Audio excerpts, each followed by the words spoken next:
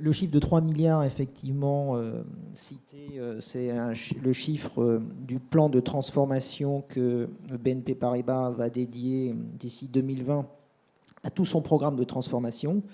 Parce que nous, on considère effectivement que le digital n'est que la partie immergée. Et comme ça a été dit en introduction, en fait, ce qu'on a aujourd'hui, c'est une véritable révolution technologique qui concerne l'Internet, le mobile, mais également l'intelligence artificielle, les robots, la nouvelle manière de faire du CRM. Bon, donc le chiffre de 3 milliards porte en fait une enveloppe qui, tout métier, tout pays, qui est dédié à cette transformation. Comme le disait Alice, ce qu'on voit, nous, en pratique, c'est deux challenges considérables. Une transformation radicale des attentes des clients, c'est-à-dire que ce qui était considéré comme de la qualité de service de qualité dans le domaine bancaire il y a 5 ans, c'est aujourd'hui considéré comme pas bon. Et pourquoi c'est pas bon? Pas parce que la qualité de service des banques s'est détériorée, c'est parce que les référentiels dans les autres secteurs ont complètement bougé. Et donc, les banques sont obligées de transformer la totalité de leur parcours client de manière à ce que ceci soit plus simple, plus lisible, plus transparent.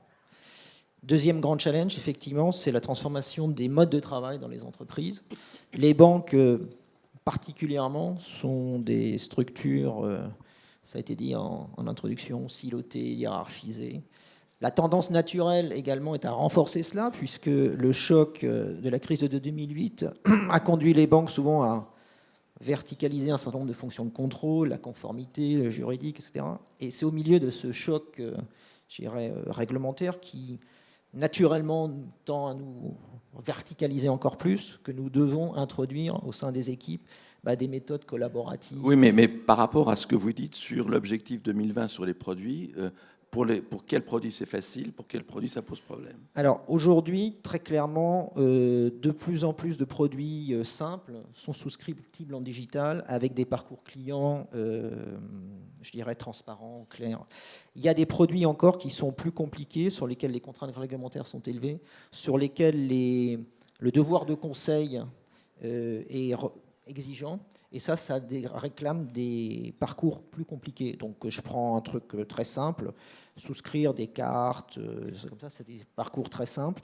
Souscrire un crédit immobilier, on peut parfaitement imaginer aujourd'hui des parcours digitaux sur les crédits immobiliers simples qui sont digitaux de A à Z, et ça existe déjà. Dès qu'on aura des crédits immobiliers plus complexes, et ben là, c'est plus challenging de faire des parcours totalement digitaux. Et donc là, probablement, le digital, il couvrira qu'une partie du parcours client.